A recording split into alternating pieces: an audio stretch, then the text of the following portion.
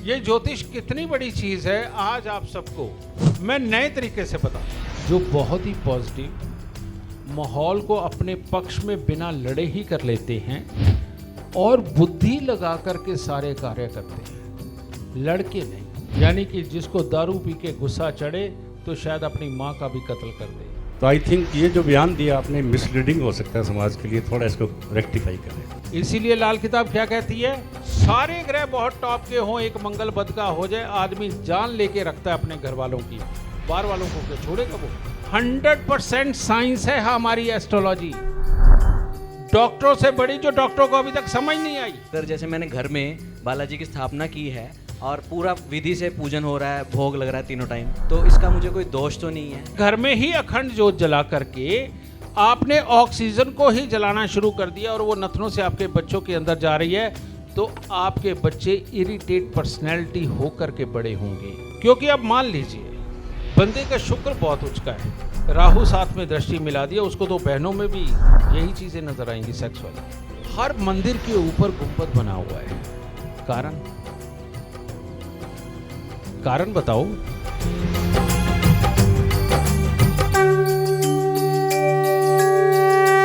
ज्योतिष के हमारे बीच में अमिताभ बच्चन जी आज मौजूद हैं। मैं चाहूंगा एक बार जोरदार तालियां हमारे गुरुदेव जीडी वशिष्ठ जी।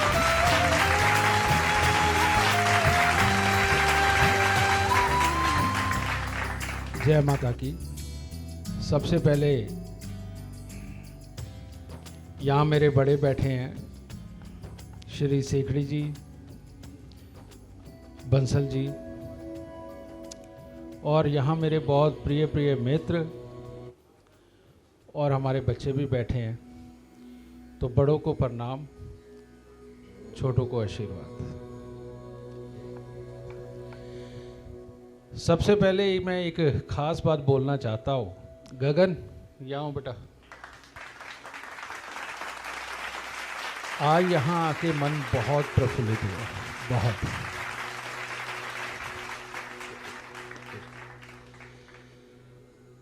ये गगन वैदिक ज्योतिष करते हैं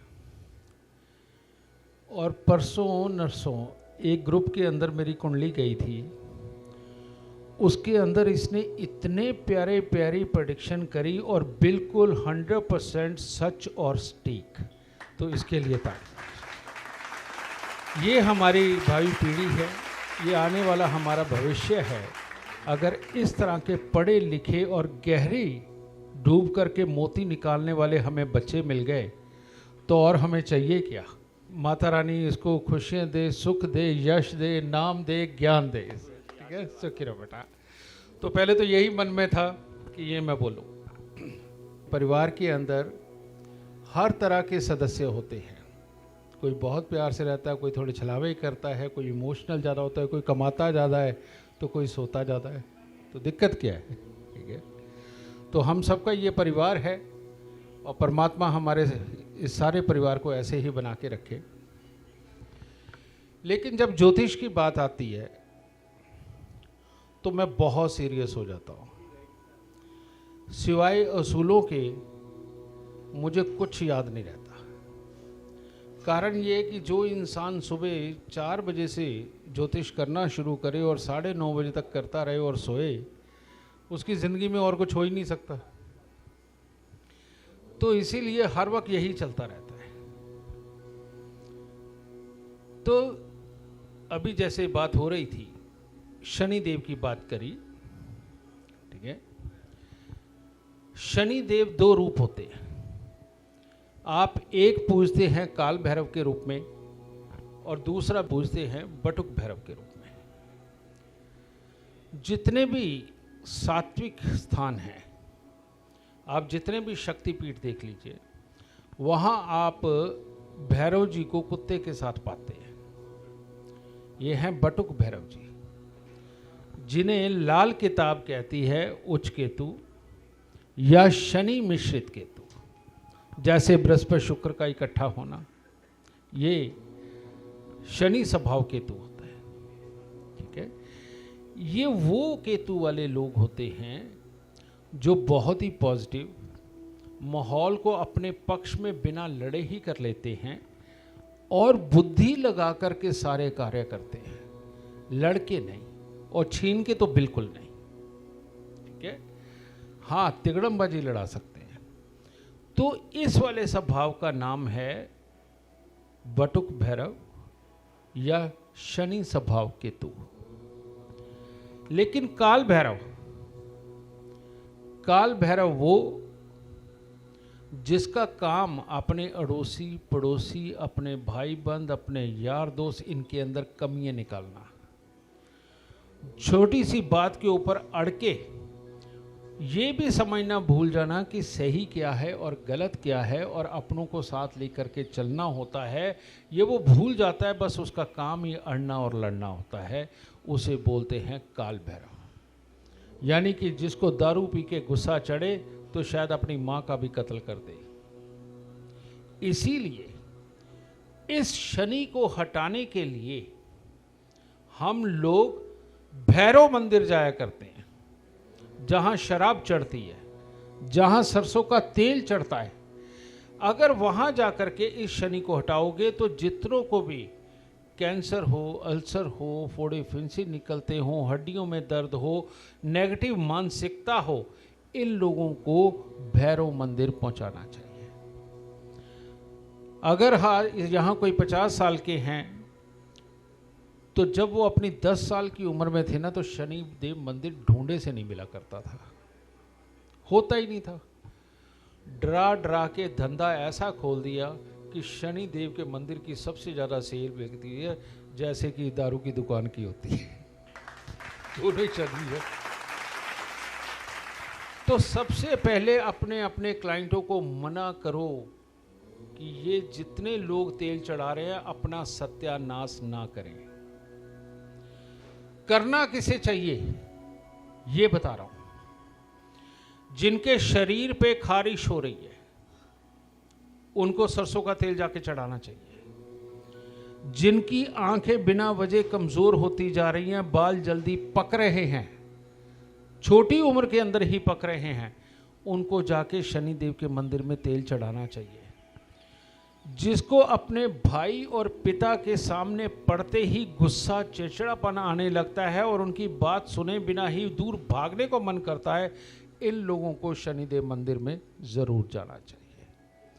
इसके अलावा अगर इंसान डिप्लोमेटिक है, कामकाज अच्छे चल रहे हैं, पत्नी के साथ बड़ी अच्छी निभ रही है और अपने बड़े बुरे नहीं लग रहे, ऐसे लोगों को भूल के भी शनि के दान नहीं करने चाहिए। अगर वो करते हैं तो उनकी अपनी प्रतिभा कुएं में चले जाएगी, वो नहीं ढंग से कमा पाएंगे, क्योंकि डिप्लोमेटिक वे और अचानक कमाने का विचार लाने वाला ग्रह शनि है। इसीलिए लाल किताब क्या कहती है? घर की पहली रोटी आधी गाय को, आधी से आधी कुत्ते को, आधी से आधी कौवे को दो। घर की पहली रोटी, क्योंकि आपको बृहस्पति, चंद्र, मंगल, सूर्य ये धन नहीं देंगे, ये धन बिल्कुल नहीं देंगे। ये धन को रखने की बुद्धि देते हैं, लेकिन धन लाने की बुद्धि अगर कोई देगा तो वो शुक्र, शनि और केतु देगा। कोई दूसरे मायके लाल ग्रह में दम नहीं जो धन ले आए। क्योंकि आदमी डिप्लोमेटिक, चालाक, ज्ञानवान नहीं होगा तो धन कहां से आएगा? आ ही नहीं सकता। बृहस्पति पढ़ाने के लिए पैदा हुआ है तो टीचर तो बेचारे गरीब ही होते हैं, कौन से अमीर हुए। मंगल वफादारी के लिए और मेहनत के लिए है तो वो ठीक है, नौकरी के लिए बहुत बढ़िया है, जैसे फौजी की नौकरी। सूर्य बनाई मैनेजमेंट के लिए है और हिम्मत करके सबको चलाने के लिए, जो नौकरों को चलाता हो वो स्वयं बड़ा नौकर। और चंद्रमा बना ही दया के लिए है तो दया करने वाला कहां कमाता है? समझ गए? ये तो चालाकों का काम है। और चालाक कौन? जहां शनि, शुक्र, केतु अच्छे वहां चालाक। तो सबके नहीं अच्छे हो सकते। तो जब आप गाय को रोटी देने जाते हो आदि, कुत्ते को देने जाते हो, कौवे को देने जाते हैं, पापी ग्रहों के ये जीवों की एनर्जी आप अपने अंदर लेकर के आते हो। और वो पापी ग्रहों की एनर्जी जो आपके अंदर आती है, आपके ऑरा मंडल के अंदर आती है, वो धीरे धीरे आपको सहनशील बनाती है।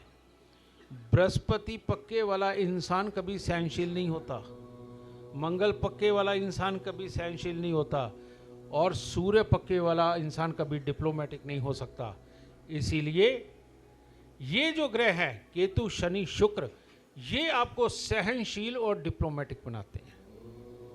और सारे ग्रह बहुत टॉप के हों, एक मंगल बद का हो जाए, आदमी जान लेके रखता है अपने घर वालों की, बाहर वालों को क्या छोड़ेगा? वो नहीं हो सकता। अब इस मंगल को अगर दबाना है तो आपको शनि और केतु को पूजना बहुत ज़रूरी है, क्योंकि लाल किताब कहती है कि जो ग्रह खराब है उसके दुश्मन ग्रह को अगर बड़ा कर लिया जाए तो तब उसके प्रभाव को ठंडा किया जा सकता है। जैसे मंगल 8 ग्रह फल का है, बुरा हो जाए तो उसका कोई इलाज नहीं, तो यही गाय, कुत्ते, कौवे की सेवा ही उसको ठंडा कर सकती है, और किसी में दम नहीं है। ये टेक्निकल चीज़ें हैं। अगर आप सोचो ना कि बतौलों का नाम ज्योतिष है, तो बेटा वो हंसी का नाम हो सकता है, ज्योतिषी का नहीं। ये ज्योतिष कितनी बड़ी चीज है, आज आप सबको मैं नए तरीके से बताता हूं। नए तरीके से मैं क्यों बताने लगा हूं? क्योंकि ये मॉडर्न जमाना, बच्चे सबूत मांगते हैं, साइंस को समझते हैं और उनको साइंटिफिक रीजन चाहिए। जो उन्होंने आज तक बच्चों ने पढ़ा है उनको उस भाषा के अंदर जवाब चाहिए, तो वो हमारे ज्योतिषी भाइयों के पास होता ही नहीं। उनको ग्रहों के अंश और भाव याद होते हैं, राशियां याद होती हैं, लेकिन साइंटिफिकली नहीं जोड़ पाते। तो आज आप सबको मैं वो दे करके जाऊंगा कि आप अपने बच्चों को घर पे ही ज्योतिषी बनाने की तैयारी कर ले, और वो बच्चा बड़ा होकर ज्योतिषी बनेगा भी अगर इस तरीके से समझाए। हमारे यहाँ 2 ग्रह हैं, सूर्य और चंद्र। सूर्य से रोशनी लेते हैं चंद्रमा, तो सूर्य नेचुरली बात है सबका बाप है। तो सूर्य क्या है? हमारा शरीर। ये पूरा शरीर जो तैयार होता है इसे सूर्य की ही संज्ञा दी जाती है। अब सूर्य कैसे बनता है? गॉड पार्टिकल से। ये हमारी स्किन जो तैयार होती है। अब गॉड पार्टिकल के लिए रॉ मटेरियल क्या है? वो है शुक्र और बुध, यानी कि चक्की, जिसमें आदमी पिसता है, पिस के गेहूं निकलता है, और गेहूं को जब पकाया जाता है तो वो रोटी तैयार होती है, यानी कि हमारी स्किन तैयार होती है। इसीलिए हम लोग रोटी खाते हैं, चाहे बाजरे की खाएं, ज्वार की खाएं, चाहे गेहूं की खाएं। तो बेस क्या है? बेस अगर देखा जाए तो शुक्र बुध है। कैसे? आदमी और औरत मिलकर के जब संबंध बनाते हैं तो वीर्य का मिश्रण अंडे के साथ में होता है, और ये जब मिलता है स्पर्म्स और ये अंडा, तो वहीं से बृहस्पति की कृपा बरसती है। श्वास, वो जब श्वास लेता है ये अंदर और पनपता है। इसको पहले प्राण श्वास ही देते हैं हमारे। इसीलिए लाल किताब के अंदर बृहस्पति को सर्वप्रथम जगह मिली है, सूर्य से भी पहले। तो ये श्वास मिलने से वो भ्रूण पलने लगता है और करते हुए एक जीव बनता है। लेकिन इसमें सबसे पहले सूर्य बनने से पहले क्या आया? शुक्र और बुध, यानी कि औरत के अंडे, आदमी का वीर्य। ये दोनों मिले, शुक्र बुध मिलते हैं तो क्या बनता है? सूर्य। तो बन गया ना एक शरीर। ये लाल किताब की भाषा है। और ये सूर्य तैयार होने के बाद ये अकेली हमारी त्वचा करके लेगी। इसके अंदर क्या है? इसके अंदर शुक्र बुध तो पहले से विद्यमान थे। अब समय ने क्या भरा और बृहस्पति ने क्या भरा? समय ने और बृहस्पति ने मिलकर के हमारे अंदर पानी भरा। हमारे शरीर में 75% के लगभग पानी है, और ये जो पानी है, इस पानी के अंदर प्राण देने का काम किसने किया? प्राण देने का काम किया मंगल ने, जो रेड सेल्स के रूप में आया। और रेड सेल्स के बाद इसमें घर्षण प्रक्रिया शुरू हुई और जवानी तो बच्चे के पैदा होते ही शुरू हो जाती है। आप सोचे कि बच्चा पवित्र होता है, उसके मन में कोई भाव नहीं होता, अंदर छुपा हुआ भाव, वो जो सेक्सुअल अट्रैक्शन पैदा होते बच्चे में भी होती है। उसका कारण ये है कि जैसे जैसे हड्डियां पनपेंगी, मसल्स पनपेंगे, शुक्र तो अंदर विद्यमान हो गया, और अगर शुक्र विद्यमान हो गया तो व्हाइट सेल्स तो बनने ही बनने हैं। और जब ये व्हाइट सेल्स बनने लगते हैं तभी बच्चा बहुत शानदार ग्रो करता है और शरारतें करता है, बाप की जेब से पैसे चोरी करके अपने शौक पूरे करने जाता है या गर्लफ्रेंड को कॉफी पिलाने जाता है। और जिसका बेटा ऐसा करता हो उनको नाज करना चाहिए कि भविष्य के अंदर वो बेटा बहुत अच्छा कमा के देगा। और जिसका लल्लू राम बच्चा हो, रोज उठ के माँ और बाप के कहने पे चले, समझ लो उन्होंने अपना टाइम वेस्ट कर लिया, ये पता नहीं क्या करेगा। ये सच्चाई है, क्योंकि कमाने के लिए शुक्र और बुध दोनों की बड़ी जरूरत होती है। और अब पीछे चलते हैं, हमारे शरीर के अंदर जब ये खून बना, रेड सेल्स बने, व्हाइट सेल्स बने, जितना इनका मिश्रण अच्छा होगा ये उतने ही प्रबल होते हैं। लेकिन परमात्मा ने ये रेड सेल्स बनने की प्रक्रिया, व्हाइट सेल्स बनने की प्रक्रिया दी कहाँ है? हमारे शरीर के अंदर उसका स्थान कहाँ है? उसका स्थान है ये हमारी थाई। यही कारण है कि हमारे बुजुर्ग कितने समझदार हुआ करते थे कि पहलवान जब अखाड़े में उतरता तो अपनी थाई पे हाथ मार के कहता था, चल आजा तेरे को देखता हूँ। रियलिटी में वो थाई हाथ मारना ये कोई ज़रूरी विदेश के पहलवान नहीं मारा करते थे, ये हमारे देसी ही मारा करते थे। और ये हमारे ऋषि मुनियों ने सिखाया कि अखाड़े में उतरने से पहले जब यहाँ पर हाथ मारोगे तो ये रेड सेल्स और वाइट सेल एक्टिव हो जाएंगे और बच्चे के अंदर एनर्जी अपने आप पैदा हो जाएगी। नहीं तो जिसको नींद आ रही हो अपनी जरा थाई पे हाथ मार के देखो कैसे उड़ती है, क्योंकि रेड सेल्स वाइट सेल्स दोनों एक्टिव हो जाएंगे और इससे ये सारा कुछ जागता है। तो इसीलिए जब आपका बच्चा सोया हो, आलसी हो, उसके मुंह पे मत मारो, उसके जोर से टांगों पे मारो, खड़ा हो जाएगा, सुस्ती भाग जाएगी। 100% साइंस है हमारी एस्ट्रोलॉजी, डॉक्टरों से बड़ी, जो डॉक्टरों को अभी तक समझ नहीं आई। अब जब ये रेड सेल्स और वाइट सेल्स मिलकर के बढ़ रहे होते हैं, हमारे शरीर के अंदर मज्जा बढ़ रही होती है, जैसे जैसे बढ़ते हमारे जोड़ों के अंदर ग्रीस, और ग्रीस के साथ में निर्माण होता है बड़े बड़े मसल्स का, और ताजी नसें जब फूल रही होती हैं तब जवानी कहते हैं उसे। बिना कुछ किए भी शरीर बहुत स्ट्रांग होता है, समझे? तो अब आपने इससे सीखा क्या? पहले ये बात आती है कि जिस बच्चे की जन्म कुंडली के अंदर शुक्र खराब हो, यानी व्हाइट सेल्स की जगह खराब हो, वो बच्चा जीवन में कभी तरक्की नहीं कर सकता, स्वभाव कभी अच्छा नहीं रह सकता। और जिसका जन्म कुंडली के अंदर चंद्र और मंगल दोनों खराब हो गए किसी भी वजह से, वो तो जीवन में वैसे ही निकम्मा हो गया। वो ना पढ़ाई में, ना काम में, ना कहीं मन लगने में, ना कुछ करने में। तो आदमी को देखना क्या होता है?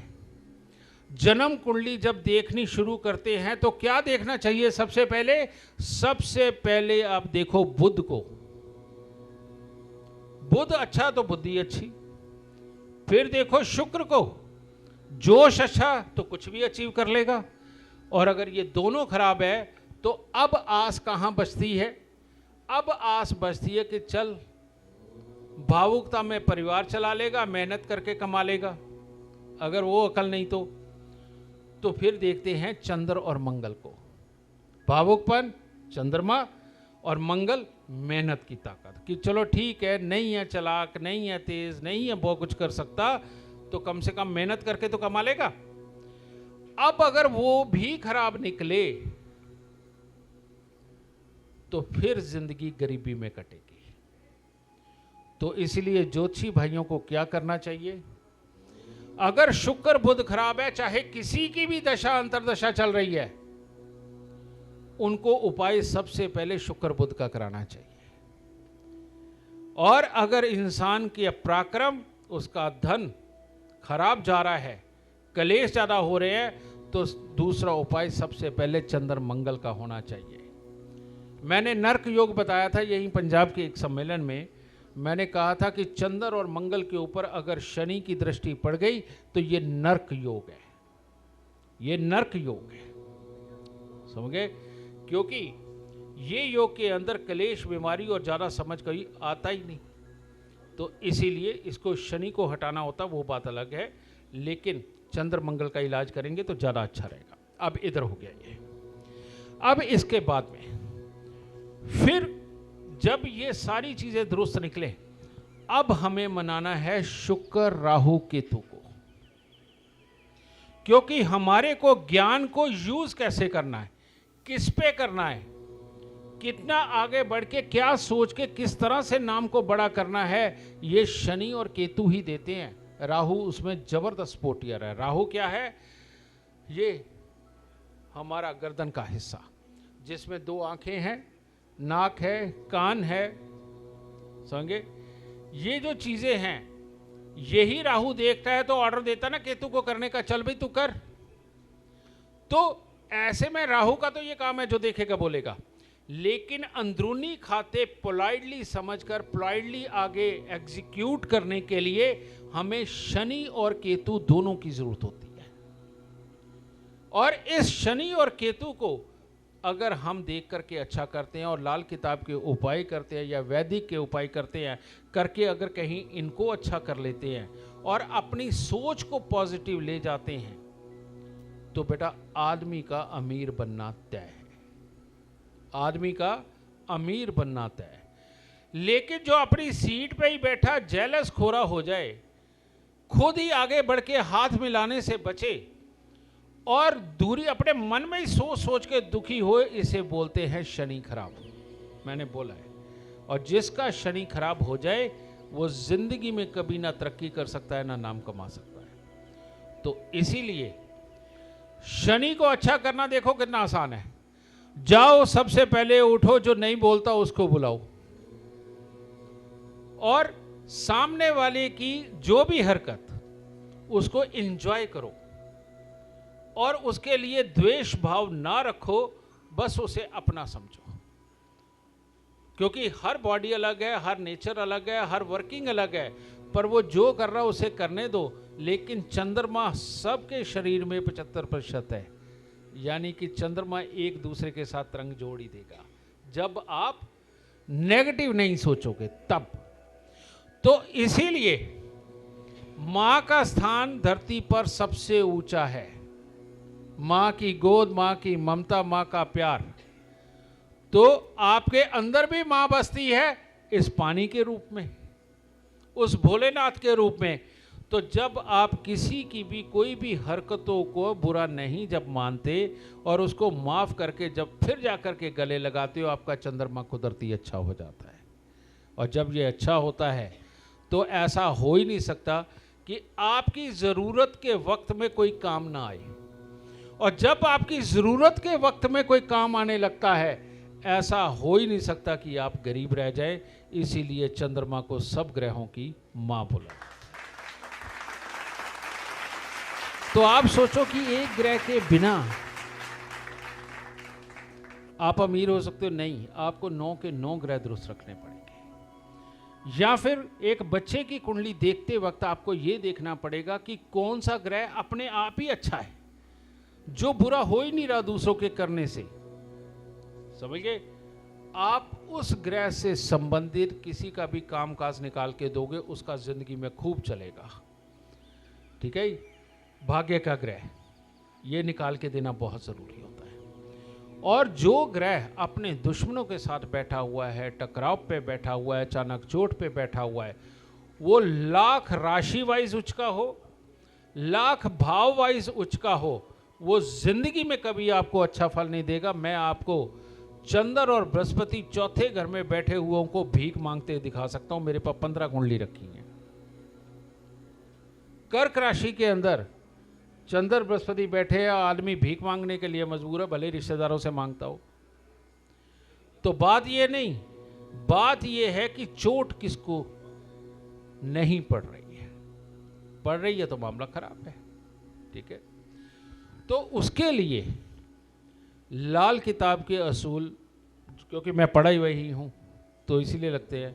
तो आप सबके पास तो यहाँ सेखड़ी साहब है, हो सके तो इनको कहें कि आप सबको चार्ट बना करके दें कि चोट किस किस तरह से नहीं पड़ती और किस तरह से पड़ती है। तो 100% सेखड़ी साहब आपको एक ही दिन में वो कला दे देंगे जिसके अंदर की सब लोग ज्ञान के मामले में माला माल होंगे। जय माता की जय माता।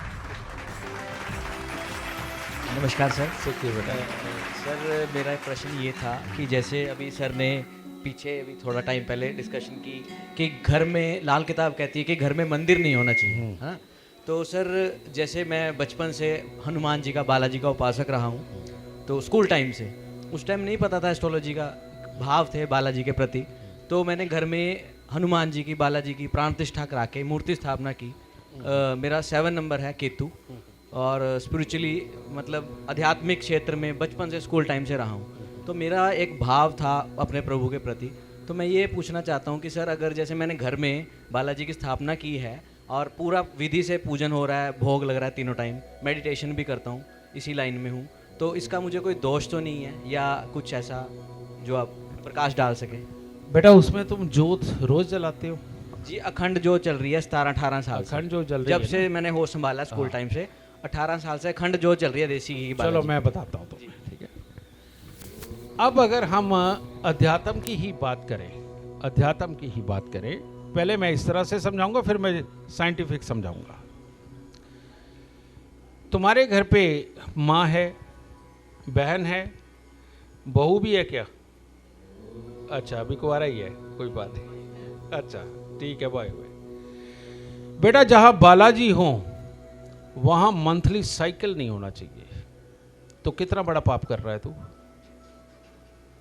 या तो उनको वहां रख ले या इनको बाहर निकाल दे, है ना?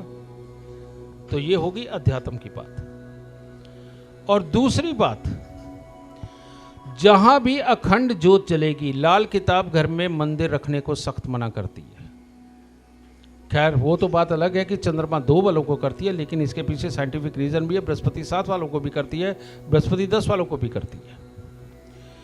उसके पीछे साइंटिफिक रीजन क्या है? साइंटिफिक रीजन है जो मैं अभी बता के हटाऊं कि आपका बच्चा अगर चालाक नहीं होगा और माँ और बाप के पैसे जेब से निकालना नहीं जानता तो वो निकम्मा है, वो बेकार है। वो जिंदगी के अंदर आगे दुनिया के साथ टक्कर लेके, डिसीजन लेकर के अपनी लाइफ को कैसे नहीं चलाएगा? तो वो चला नहीं सकता। तो ज्यादा अध्यात्म उसके अंदर डालने की बजाय उसको प्रैक्टिकल वे लाइफ का दो जो संस्कारों से भरा हुआ हो। अध्यात्म नहीं चाहिए उसे पैदा होते ही, समझ गए? अब उसके बाद दूसरी बात, जब जहां भी अखंड ज्योत जलती है, अब वो घर के अंदर जल रही है, 4 दीवारी में चल रही है, 4 दीवारी के अंदर पहले ही ऑक्सीजन लिमिटेड मात्रा में होती है। जब घर के अंदर ये रेगुलर ज्योत जलती है तो वो ऑक्सीजन जलने लगती है, और जब वो जली हुई ऑक्सीजन नथनों से आपके बच्चों के अंदर जाती है, उनकी याददाश्त पे असर होता है, उनकी वो जो इम्यूनिटी है उस पर असर होता है, क्योंकि हमारी मेन इम्यूनिटी जो है वो बृहस्पति है। अगर किसी की जन्म कुंडली के अंदर बृहस्पति बहुत अच्छी अवस्था में कहीं चोट नहीं खाता, उस आदमी को जिंदगी में कभी कोई बड़ी बीमारी नहीं हो सकती। और जिस आदमी के सारे ही ग्रह अच्छे हैं और एक बृहस्पति खराब है, वो बीमारियों से बच नहीं सकता। चलो ये बात मान गए। लेकिन अगर घर में ही अखंड ज्योत जला करके आपने ऑक्सीजन को ही जलाना शुरू कर दिया और वो नथनों से आपके बच्चों के अंदर जा रही है, तो आपके बच्चे इरिटेट पर्सनैलिटी होकर के बड़े होंगे, और उसकी वजह से आपके बच्चों की जो कामयाबी है धीरे धीरे करके उनके बड़े होने तक कमज़ोर पड़ जाएगी। ये साइंटिफिक रीज़न है, समझ गए? तो आप इन दोनों में से कुछ भी लगा लीजिए बेटा। भगवान की जगह हमेशा मंदिर में होती है, और आदमी इतना स्वार्थी हो चुका है कि अपने स्वार्थवश और अपनी थोड़ी सी मेहनत बचाने के लिए उठा के अपने घर ले आता है, जो कि 100% गलत है। आप जब मंदिरों में जाते हैं, आप देखते हैं ना कि पंडित जी हमारे किस तरह से स्वच्छता का ख्याल रखते हुए, एक एक चीज़ का ख्याल रखते हुए वो परमात्मा का पूजन अर्चन करते हैं और भोग का इतना ध्यान रखते हैं। घर पे आप लाख कोशिश करो, जितना मर्जी सुबह शाम धो लो, स्वच्छता नहीं रह सकती, वो मंदिर में ही रह सकती है। ये मैंने दोनों तरीके बेटा आपको बताया, आपको जो अच्छा लगे वो रख लो। जी गुरुजी, एक छोटी सी और मेरी एक क्वेरी थी इसी से रिलेटेड। जैसे अभी आपने बताया कि घर में अगर स्त्रियां होंगी तो मंथली सर्कल होगा ही होगा, अपवित्रता, बालाजी को पूरी पवित्रता चाहिए। लेकिन मैं ये एक चीज़ और पूछना चाहता था, जैसे जो हमने मंदिर बनाया हुआ बालाजी का, वो टॉप फ्लोर पे सेपरेट पूरा मंदिर ही है, वहाँ पर मतलब किसी को अलाउ ही नहीं है घर में, फैमिली में अगर कोई लेडीज़ हैं कि अपवित्रता में कोई ऊपर ही नहीं जाएगा। और प्याज लहसुन हम यूज़ नहीं करते घर में 16-18 साल से। और रही बात सर, जैसे आपने बताया कि अखंड ज्योत का जो ऑक्सीजन लेवल कम हो जाता है, तो वहाँ सिर्फ थोड़ी टाइम के लिए, जैसे पाठ के लिए मैं ही बैठता हूँ या मेरी जैसे पूजाएं संकल्प लेके हम करते हैं एस्ट्रोलॉजी के रिलेटेड, है ना, तो वहाँ बच्चे बस अपनी जोत जलाकर आ जाते हैं नीचे। वो मैंने तो कहने का भाव ये है कि सेपरेट बनाया हुआ है, अपनी तरफ से तो पूरी प्रिकॉशंस रखी हुई हैं, लेकिन बाकी आप अगर कुछ बता सकते हैं इसका। अच्छा बेटा, इसे अदर में मत लियो, ये भाई भाई की, बाप बेटे का डिस्कशन समझ के ही ये चलना हमने, ठीक है। हर मंदिर के ऊपर गुंबद बना हुआ है, कारण बताओ। पॉजिटिविटी को मेंटेन रखने के लिए। अच्छा, वो पॉजिटिविटी कौन सी फॉर्म में उस गुंबद में इकट्ठी होती है? अब हम अध्यात्म की बात करने लगे हैं, तो वो पॉजिटिविटी किस फॉर्म में उस गुंबद में इकट्ठी होती है? मैं बताता हूँ। जो तुम रोज पूजन अर्चन करते हो, जो तुम वहां बैठ के मंत्रों के द्वारा साधना करते हो, रोज मंत्र उच्चारण होते हैं, उसके साथ वो इकट्ठी होती है। लेकिन यहां पर अब पिछले 40 साल से आवा उठ गया है दुनिया का। एक मंदिर के अंदर यहाँ माता जी बैठा दी, वहाँ विष्णु जी बैठा दिए, वहाँ पर राम दरबार लगा दिया, यहाँ बाहर निकलते हुए शनिदेव का मंदिर भी है, सब कुछ हो गया है। सारे अध्यात्म का सत्यानाश करके रख दिया है। ये मैं मंदिरों की बात बोल रहा हूँ। आप 40 साल पहले चले जाइए, अगर दुर्गा जी का मंदिर था तो दुर्गा जी का ही था, राम जी का था तो राम जी का ही था, और कृष्ण जी का था तो कृष्ण जी का ही था, और भैरव जी का था तो भैरव जी का ही था। अब तो सबको ना सबकी जेब से टैक्स चाहिए, वो तो भगवान से भी टैक्स लेने लग गए। जैसे हमारी गवर्नमेंट नहीं ना छोड़ती, कोई हिस्सा नहीं छोड़ रही, सब पे जीएसटी, सब पे टैक्स। हमारे लोग भी उतरे ही चालू हो गए। उनको पता है कि कोई बात नहीं, माता जी वाला आएगा वो दे के जाएगा, राम जी वाला आएगा वो दे के जाएगा, और भैरव जी वाला आएगा वो दे के जाएगा। दूसरे टैक्स वसूलने लग गए हैं। ये ट्रीटमेंट का तरीका था। जहां शिवालय हुआ करता था ना, वहां लोग शांति के लिए जाया करते थे, अपने परिवार के साथ इमोशनल बॉन्डिंग बनी रहे, इसके लिए जाया करते थे। शिव परिवार देखो जरा,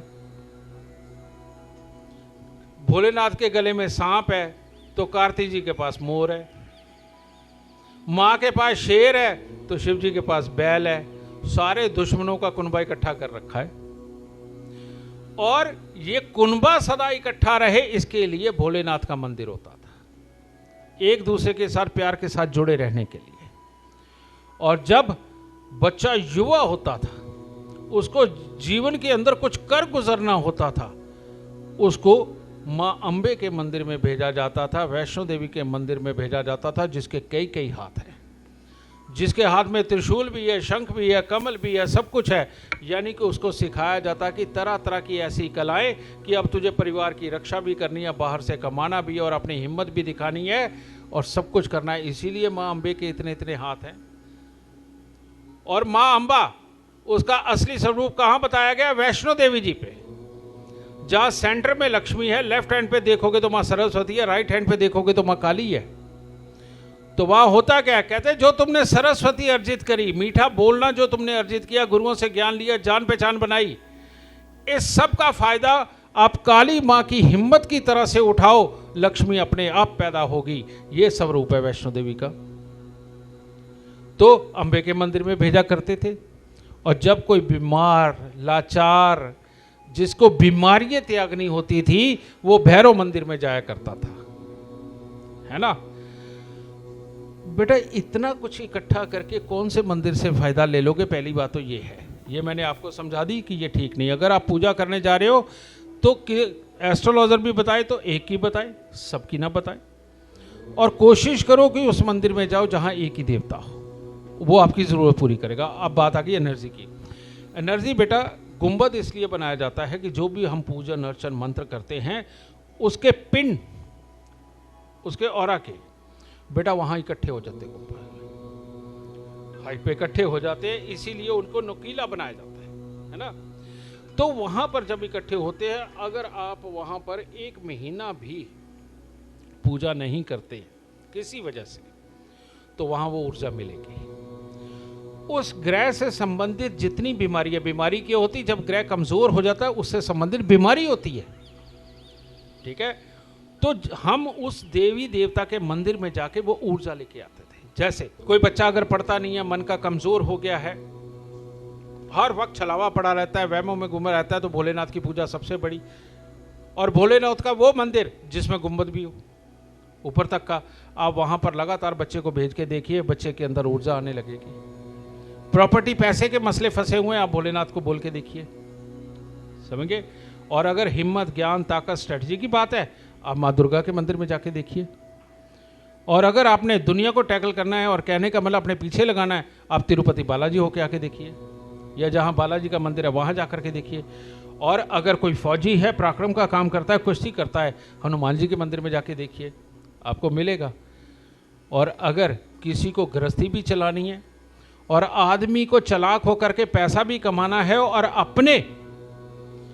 अपने लिए धन भी उपार्जन करना है, साम दाम दंड खेल के, तो लक्ष्मी नारायण के मंदिर में जाओ ना, सब कुछ मिलेगा, समझे। अब बेटा गृहस्थी आदमी, तो घर पे तेरे माँ भी, बहन भी, बीवी भी, और उसके बाद अगर तू ये ले रहा है और छत पे ये तो बना के रख रहा है, इससे तेरा मन सेटिस्फाई हो रहा है।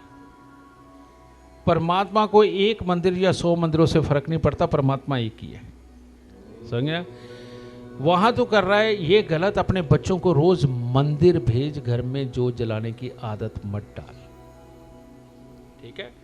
और वो जो एक पॉजिटिव ऊर्जा, जहां पर कि रोज कितने लोग आकर के मंत्र बोल के जाते हैं और अपनी अपनी पॉजिटिव ऑरा वहां छोड़ के जाते हैं, वहां भेज अपने बच्चों को, ताकि वो पॉजिटिव ऑरा लेकर के आए ना। तुमने घर की ऑरा घर में रख के अपने बच्चों को दे दी, कौन सी बड़ी बात कर ली भाई? कुछ नहीं, जो तुम्हारे पास है बस वही रहेगा। लेकिन उस मंदिर में जाओगे तो कितनों की पॉजिटिव ऑरा और कितनों के किए पिंड इकट्ठे किए हुए, वो ऊर्जा इकट्ठी की हुई तेरे बच्चे लेके आएंगे, तो वहां से बदलाव होगा। और यही कारण है कि सेम गोत्र के अंदर हमारे यहां शादी नहीं होती, बाप का मां का गोत्र छोड़ना पड़ता है। तो पूजा पाठ भी यही है कि घर के अंदर अगर कंबल बिछा करके समाधियां लगाओगे, अपने ही घर के अंदर अपने आप को पाओगे, तो क्या पाया? मंदिर जाओ, सारी ऊर्जा लेकर के आओ और अपनी बुद्धि के अंदर बदलाव देखो। ये बड़ी चीज है बेटा, ठीक है। सर विद ड्यू रिस्पेक्ट, आपके एक पॉइंट का ऑब्जेक्शन है। जी जी बोलिए। आपने बोला कि शुक्र और बुध सबसे पहले बढ़िया हो तो लड़का बहुत अच्छा, वो खराब है तो चंद्र मंगल पकड़ लो, वो भी खराब है तो फिर उसको माँ बाप के कहने में तो उसका कुछ नहीं हो सकता। मैं ये कहना चाहता हूँ कि हमें जो बचपन में सिखाया गया कि माँ का आशीर्वाद लो, पिता का लो तो सूर्य चंद्र तो मजबूत हो गए, और पैर छुओ तो गुरु मजबूत हो गया, उसकी वजह से आई थिंक हम सब लोग ज्योतिषी जो हैं आज यहाँ बैठे और चर्चा कर रहे हैं। और साथ में आप जैसे व्यक्तियों का कुछ शुक्र लगता है ज़्यादा मजबूत है, आप वाइट कपड़े भी पहनते हैं, ग्लैमर में भी रहते हैं, टीवी मीडिया में जी, तो वो भी अच्छी बात है। तो आई थिंक ये जो बयान दिया आपने मिसलीडिंग हो सकता है समाज के लिए, थोड़ा इसको रेक्टिफाई करें। Thank you sir. मैं आपको एक बात बताता हूँ, यहाँ ना 2 पहलू है। एक है संस्कारों वाला पहलू, जो सिर्फ और सिर्फ बच्चों को दिया जाता है। जो संस्कारों वाला पहलू है वो सिर्फ ना समझ बच्चों के लिए होता है कि ये जवानी में गलतियां ना करें। लेकिन यहाँ तो डॉक्टर बैठे हुए हैं, अब इनको भी मैं संस्कार दूंगा क्या? डॉक्टरों को संस्कार नहीं दिए जाते, डॉक्टरों को प्रैक्टिकल सिखाया जाता है। अब संस्कार तो जब हम पैदा होते हैं वहीं से जय श्री राम, जय माता की हमारे कान में आने लगता है।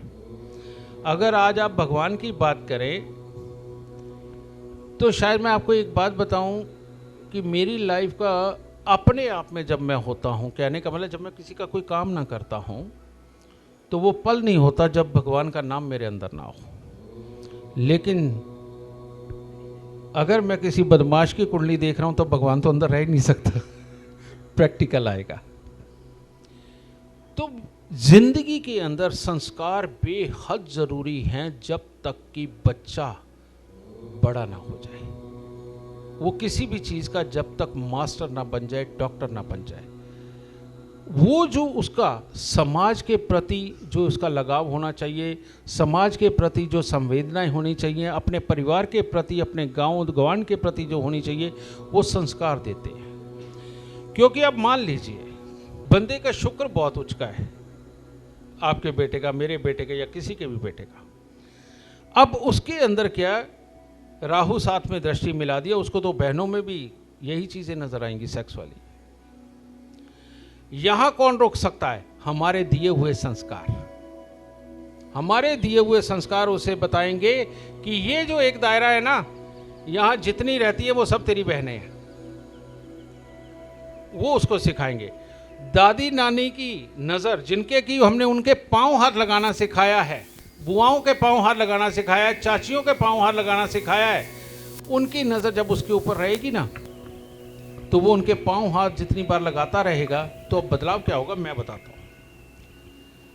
जिनका केतु खराब होता है, अड़ियल किस्म के लोग होते हैं, वो अकड़े हुए होते हैं, ये अपनी चलाते हैं, सामने वाले को मूर्ख समझते हैं।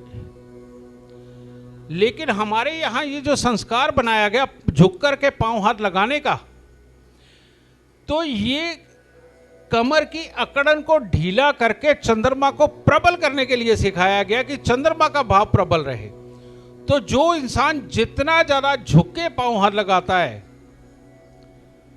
वो उतना ही चंद्रमा उसका प्रबल होता है।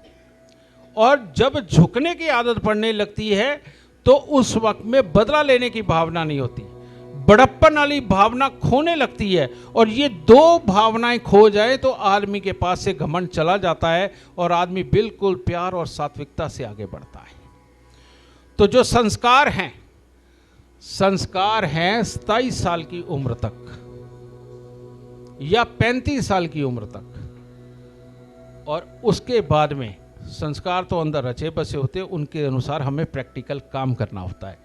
तो ये सवाल बच्चों के लिए नहीं है, डॉक्टरों के लिए है। तो अगर मैंने डॉक्टरों को भी डॉक्टरेट ना सिखाई तो फिर तो साइंस पीछे रह जाएगी। हमें सिर्फ संस्कारवान बन के घर पे बैठना चाहिए, डॉक्टरी छोड़ देनी चाहिए। ये आपकी बात का जवाब है।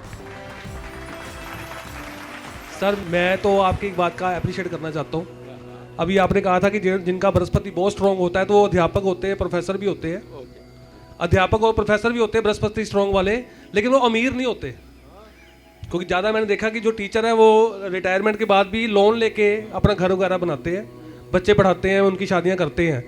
लेकिन जिनमें बृहस्पति में अगर बृहस्पति केतु को देख रहे हैं और शुक्र और शनि का साथ भी बृहस्पति को मिल रहा है, जब ऐसे लोग सिखाते हैं तो ये पैसा बहुत कमाते हैं। क्योंकि आपने बताया ना कि पैसा कमाने के लिए केतु, शनि और शुक्र का साथ होना जरूरी है।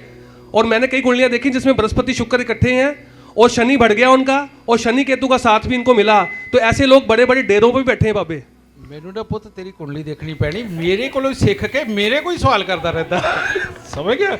ए तेरे वालू चूड़े कि जब बृहस्पति शुक्र मिलते हैं शनि बढ़ता है। सारी चीज़ा मैं पिछले सारे सम्मेलन च बोल चुका जे तुसी, और ये गल सच है पुत्र। हाँ जी, बिना शुक्र शनि केतु तो कोई नहीं कमा सकता, कोई नहीं कमा सकता। एक अच्छा गुरु इतना बड़ा त्याग वाला होता है, इतना ज़्यादा त्याग करता है और इतनी ज़्यादा केयर करता है कि कहीं मेरा स्टूडेंट हिल ना जाए, उसका कमाने की तरफ ध्यान होता ही नहीं, उसका कमाने की तरफ ध्यान होता ही नहीं। इसीलिए ऐसे गुरु हमेशा सर्वोपरि रहे हैं, मरने के बाद भी जिंदा है लोगों के दिलों में और उनके घर के मंदिरों में, इसीलिए जिंदा है वो। और कमाने वाले गुरु, समझ गए ना, वो शनि केतु के कारण है, वो अपना ब्रांड बड़ा कर सकते हैं, नाम बड़ा कर सकते हैं, वो भी जिंदा रहते हैं, लेकिन वो शनि और केतु के कारण, समझ गए। ये दोनों ही अपनी अपनी जगह होने बहुत जरूरी है, क्योंकि दुनियादारी और उसकी व्यवस्था चलाने के लिए दोनों की जरूरत है। सर ऐसे ही ना, जैसे जिनका बृहस्पति केतु मजबूत है, वो बड़े बड़े मैंने साधु तो देखे हैं, लेकिन उनके पास पैसा नहीं है। हाँ बेटा, हाँ, वो बड़े बड़े साधु हैं, लेकिन उनके पास पैसा नहीं है, आध्यात्मिकता है, ज्ञान है, लेकिन जहाँ पे शनि केतु मिले वहाँ पैसा आया उनके पास। बेटा उनके पास अप्रोच इतनी बड़ी होती है कि बड़े बड़े आके पाँव पड़ते हैं सब चढ़ावा करते हैं। Thank you, thank you. मेरी कुंडली सर आपने हरिद्वार देखी थी, याद है गोपाल जी के सम्मेलन में? तब आपने कहा था कि लैपटॉप मंगाओ, मैं इनको जवाब देता हूँ। हरिद्वार में नकलंक धाम के अंदर, हाँ हाँ हाँ हाँ बिल्कुल। तब मैंने आपसे क्वेश्चन किया था, अच्छा और आपने वहाँ से शुरुआत किया था मेरा लैपटॉप मंगा के स्पेशल, और उसका कुंडली क्या हाँ, बताया, बिल्कुल हुआ। उसके बाद लाइन लगी हुई थी। हाँ, जब आपने बताया उसके बाद तो लाइन लगी हुई थी। उसका कारण है, मैं 1 घंटे के अंदर 25 से 30 कुंडलियाँ देखता हूँ, और इतने में आदमी का पास प्रेजेंट फ्यूचर बता करके उपाय दे देता हूँ। ये यहाँ तक की कला मेरे को भोलेनाथ दी, माता रानी ने कृपा करी मेरे पे। अब मैं ये बांट तो रहा हूँ, और मैं रोज़ कोशिश करता हूँ, नए असूल देता हूँ, लेकिन हुआ क्या कि इतनी देर से जो बने हुए ज्योतिषी और जिन्होंने बचपन से लेके आज अपनी 60 साल की उम्र तक पढ़ाई करी है, वो जो जड़ बन चुकी है ना, वो हिलना नहीं चाहती, वहाँ आके दिक्कत हो रही है। बाकी जो मैं सूत्र देता हूँ, जब भी देता हूँ, आप थोड़ा थोड़ा कभी कभी आजमा के देखिए, ज्योतिष बहुत आसान हो जाएगा। अभी सर कल मैंने रात को आपका एक सूत्र सुना था, फॉलो करता हूँ मैं आपको जी। आपने बड़ी काम की बात कही कि जिसके लगन में, अष्टम घर में और 11वें घर में सूर्य मंगल चंद्र आ गए, वो आदमी तो पैसा कमाएगा ही कमाएगा। जिसके भी लगन में, हाँ, अष्टम भाव में और 11वें घर में मित्र ग्रह बैठे हैं, मित्र ग्रह में, उसको किसी और ग्रहों की जरूरत नहीं है। उसके साथ हर कोई पार्टनरशिप करने को सब तैयार कुछ, रहेगा और मोटा कमाएगा। और जिसके लगन में 11वें घर में और 8वें घर में से किसी एक में भी दुश्मन है ना, बस वो आदमी धक्के खाएगा। बहुत, दैट वाज वेरी अपीलिंग। ये बात है, ये बहुत बड़ी बात है। Hats up to you. Thank you Raja, thank you. क्या माता दी? जय माता की राजा। गुरु जी मेरे एक्चुअली पैसे बहुत ਜ਼ਿਆਦਾ ਮਰਦੇ ਆ, ਮਤਲਬ ਮੰਨ ਲਓ ਮੈਂ ਕਿਸੇ ਨੂੰ ਬਿਜ਼ਨਸ ਕੀਤਾ ਕਿਸੇ ਨਾਲ ਵੀ, ਮੇਰੀ ਲਾਈਫ ਟਾਈਮ ਦੀ ਇੱਕ ਖਾਸ ਚੀਜ਼ ਆ, ਉਹਨਾਂ ਉਹ ਮੇਰਾ ਬੁਰਾ ਸੋਚਦਾ ਵਾ ਉਹ ਬੰਦਾ, ਔਰ ਮੇਰੇ ਪੈਸੇ ਵੀ ਨਹੀਂ ਦਿੰਦਾ ਤੇ ਮੈਨੂੰ ਬੁਲਾਣਾ ਤੱਕ ਬੰਦ ਕਰ ਦਿੰਦਾ। ਪੁੱਤਰ ਇੱਕ ਗੱਲ ਯਾਦ ਰੱਖੀ, ਹਾਂਜੀ ਸਾਰੀ ਜ਼ਿੰਦਗੀ ਹਾਂਜੀ ਕਦੀ ਕਿਸੇ ਦੂਸਰੇ ਦਾ ਕਸੂਰ ਨਹੀਂ ਹੁੰਦਾ, ਜੋ ਕਸੂਰ ਹੁੰਦਾ ਆਪਣੇ ਆਪ ਦਾ। ਬਿਲਕੁਲ ਬਿਲਕੁਲ ਠੀਕ ਹੈ ਸਰ। ਹਾਂਜੀ ਅਗਰ ਤੂੰ ਧੋਖਾ ਖਾ ਰਿਹਾ ਤੇ ਤੇਰੇ ਗ੍ਰਹਿ ਖਰਾਬ ਆ, ਦੱਸੋ। ਤੇਰੀ ਸੋਚ ਖਰਾਬ ਹੈ, ਤੇਰੀ ਵਰਕਿੰਗ ਖਰਾਬ ਆ। ਠੀਕ ਹੈ ਜੀ, ਠੀਕ ਹੈ ਠੀਕ ਹੈ ਨਾ, ਉਹ ਭਾਵੇਂ ਇਮੋਸ਼ਨਲ ਵੇ ਚ ਦੂਏ ਤੇ ਭਲਾ ਕਰਕੇ ਹੀ ਹੋਵੇ, ਠੀਕ ਹੈ ਜੀ। ਸਮਝ ਗਏ ਨਾ। ਤੈਨੂੰ ਕਮਾਣਾ ਨਹੀਂ ਆਂਦਾ ਤੇ ਕਾਕਾ ਦੂਸਰੇ ਦਾ ਕੀ ਕਸੂਰ ਆ, ਦੂਆ ਦੇ ਗ੍ਰਹਿ ਤਾਂ ਬਹੁਤ ਚੰਗੇ ਆ। ਠੀਕ ਹੈ ਜੀ। ਠੀਕ ਹੈ। ਇਹਦੇ ਬਾਰੇ ਕੋਈ ਰੈਮੇਡੀ ਕੋਈ ਹੁਣ ਦੱਸੋ, ਰੈਮੇਡੀ ਦੱਸੋ ਜਾਂ ਆਪਣਾ ਟੇਵਾ ਬੋਲਣਾ। ਹਾਂ ਦੇਖ ਪੁੱਤਰ, ਟੇਵਾ ਜਿਹੜਾ ਤੁਸੀਂ ਬੋਲਣਾ ਉਹ ਮੈਂ ਦੇਖਦਾ ਹੀ ਨਹੀਂ। ਓਕੇ। ਤੁਹਾਨੂੰ ਪਤਾ ਹੈ ਵਸ਼ਿਸ਼ ਜੋਤਿਸ਼ ਬਣ ਚੁੱਕਾ, ਤੇ ਮੈਂ ਤਾਂ ਹੁਣ ਵਸ਼ਿਸ਼ ਕੁੰਡਲੀ ਦੇਖਾਂਗਾ ਨਾ, ਆਹ ਜੀ ਦੱਸੋ। ਮੈਂ ਲਗਨ ਕੁੰਡਲੀ ਨਹੀਂ ਦੇਖਦਾ, ਠੀਕ ਹੈ ਜੀ। ਸਾਰੇ ਜਾਣਦੇ। ਠੀਕ ਹੈ। ਤੇ ਪੁੱਤਰ ਮੈਂ ਤੈਨੂੰ ਉੱਦਾਂ ਦੱਸ ਦਿੰਦਾ, ਤੇਰੀ ਜਨਮ ਕੁੰਡਲੀ 'ਚ ਜਿੱਥੇ ਵੀ ਬੁੱਧ ਬੈਠਾ, ਹਾਂਜੀ ਜਿੱਥੇ, ਠੀਕ ਹੈ ਜੀ, ਔਰ ਤੇਰੀ ਕੁੰਡਲੀ 'ਚ ਜਿੱਥੇ ਵੀ ਕੇਤੂ ਬੈਠਾ, ਠੀਕ ਹੈ ਜੀ। ਇੱਥੇ ਸੇਖੜੀ ਸਾਹਿਬ ਬੈਠੇ, ਉਹਨਾਂ ਦਾ ਦੋਨਾਂ ਦਾ ਉਪਾਅ ਕਰਦੀ ਤੇਰੀ ਜ਼ਿੰਦਗੀ ਸਫਲ ਹੋ ਜਾਏਗਾ। ਲਾਲ ਕਿਤਾਬ ਦੀ ਨੇ ਤਾਂ ਆਪੇ ਕਿਤਾਬ ਚੱਕ ਕੇ ਜਿਹੜੇ ਘਰ 'ਚ ਬੈਠਾ ਉਹਦਾ ਉਪਾਅ ਕਰਦੇ, ਤੇਰੇ ਕੰਮ ਨੇ ਸਾਰੇ ਸਫਲ ਹੋ ਜਾਣਗੇ, ਚਿੰਤਾ ਨਾ ਕਰ। ਬੁੱਧ 2 ਆ, ਕੇਤੂ 6 ਆ। ਹੁਣ ਬੋਲ ਦੋ ਕੁਝ। ਸੂਰਯ ਬੁੱਧ 2, ਕੇਤੂ 6। ਵ੍ਰਿਖ ਲਗਨ। ਇਹਦੇ ਵਿੱਚ ਗ੍ਰਹਿ ਜਰਾ ਜਿਹਾ ਵੀ ਇੱਧਰ ਉੱਧਰ ਹੋਇਆ ਨਾ ਵਿਸ਼ੇਸ਼ ਜੋਤਿਸ਼ ਦੇ ਅਨੁਸਾਰ, ਮੇਰੀ ਪ੍ਰੈਡਿਕਸ਼ਨ ਝੂਠ ਹੋ ਜਾਏਗੀ। ਨਹੀਂ ਨਹੀਂ ਕੋਈ ਗੱਲ ਸਰ, ਮਾੜਾ ਸਮਝ ਗਿਆ ਨਾ। ਹਾਂਜੀ। ਚੱਲ ਅਗਰ ਫੇਰ ਵੀ ਹੈ ਤੇ ਮੈਂ ਤੈਨੂੰ ਇੱਕ ਗੱਲ ਦੱਸ ਦਿੰਦਾ, ਤੇਰਾ ਸ਼ਨੀ ਬਹੁਤ ਮਾੜਾ। ਓਕੇ। ਤੇਰਾ ਸ਼ਨੀ ਬਹੁਤ ਮਾੜਾ। ਮੈਂ ਤੈਨੂੰ ਪਹਿਲਾਂ ਹੀ ਕਿਹਾ ਕਿ ਕੇਤੂ ਦਾ ਉਪਾਅ ਕਰ ਦੇ। ਹਾਂਜੀ। ਔਰ ਇਹ ਵੀ ਕਿਉਂ ਕਹਿ ਰਿਹਾ, ਮੈਂ ਇਸ ਲਈ ਕਹਿ ਰਿਹਾ ਕਿ ਜਦੋਂ ਰਾਹੂ ਖਰਾਬ ਹੋਵੇ ਕੇਤੂ ਦਾ ਉਪਾਅ ਕਰੀਦਾ, ਔਰ ਜਦੋਂ ਕੇਤੂ ਖਰਾਬ ਹੋਵੇ ਰਾਹੂ ਦਾ ਉਪਾਅ ਕਰੀਦਾ। ਠੀਕ ਹੈ। ਸਮਝੇ। ਤੇਰਾ ਰਾਹੂ ਇੰਨਾ ਭੈੜਾ ਬੈਠਾ ਜਿਹਨੇ ਸ਼ਨੀ ਦਾ ਸਤਿਆਨਾਸ਼ ਕਰ ਦਿੱਤਾ। ਠੀਕ ਹੈ। ਤੇ ਇਸ ਕਰਕੇ ਕੋਰਟ ਕਚਹਿਰੀ ਹਸਪੀਟਲ ਖਰਚਾ ਹੀ ਖਰਚਾ, ਨਾ ਪੂਰੀ ਹੋਣ ਵਾਲੀ ਉਮੀਦਾਂ ਦੇ ਪਿੱਛੇ ਭੱਜ ਭੱਜ ਕੇ ਦੁਖੀ ਹੋਏਗਾ। और जिम्मेवारियां पूरियां भुगताएगा और आप सदा दुखी रहेगा। आ तेरा हाल है। ਬ੍ਰਹਸਪਤੀ ਸ਼ੁੱਕਰ 3 ਸ਼ਨੀ 11 ਹੁਣ ਅੱਗੇ ਨਾ ਨਾ ਵੱਧ। ਬੋਲੋ ਸਰ ਹੁਣ ਤੁਹਾਡੇ ਕੋਲ ਠੀਕ ਆਇਆ ਹੈ। ਬ੍ਰਹਸਪਤੀ ਸ਼ੁੱਕਰ 3 3 ਨੰਬਰ ਖਾਨੇ 'ਚ ਸ਼ਨੀ 11 'ਚ ਤੇਰੇ ਲਾਭ ਦੀ ਤਾਂ ਉਦਾਂ ਹੀ ਧੱਜੇ ਉੱਡ ਗਈ ਆ। ਬੋਲੋ ਮੈਂ ਕਹਿ ਰਿਹਾ ਸ਼ਨੀ ਖਰਾਬ, ਤੂੰ ਆਪੇ ਹੀ ਬੋਲੀ ਜਾ ਰਿਹਾ ਲਾਭ ਸੱਚ। ਉਹ ਤਾਂ ਉਦਾਂ ਹੀ ਖਰਾਬ ਹੋ ਗਿਆ। ਕਾਕਾ ਏਦਾਂ ਕਰ, ਹਾਂਜੀ ਹਰ ਮਹੀਨੇ 3 ਕਿਲੋ ਕੱਚੇ ਕੋਇਲੇ ਜਲ ਪ੍ਰਵਾਹ ਕਰਿਆ ਕਰ। ਠੀਕ ਹੈ ਜੀ ਚਾਂਦੀ ਦਾ ਇੱਕ ਚਕੋਰ ਟੁਕੜਾ ਜੇਬ 'ਚ ਰੱਖ। ਠੀਕ ਹੈ ਜੀ ਲਾਲ ਕੱਪੜੇ ਦੀ ਥੈਲੀ ਦੇ ਵਿੱਚ ਸੌਂਫ ਭਰ ਕੇ ਨਾਲ ਇੰਨਾ ਕੁ ਜਿਹਾ ਮੂੰਗਾ ਭਰ ਕੇ ਆਪਣੇ ਤਕੀਏ ਦੇ ਥੱਲੇ ਲਗਾ ਔਰ 43 ਦਿਨ ਸ਼ਰਾਬ ਸੂਰਜ ਨੂੰ ਦਿਖਾ ਕੇ ਕੱਚੀ ਜ਼ਮੀਨ ਤੇ गिरा दे, तेरा बेड़ा पार हो जाएगा। ओके सुखिया। और हर साल 48 दिन 3 केले दान देने हैं। ओके खुश है, सुखी रहे। आज के लिए इतना बहुत है। जय माता दी। खुश है।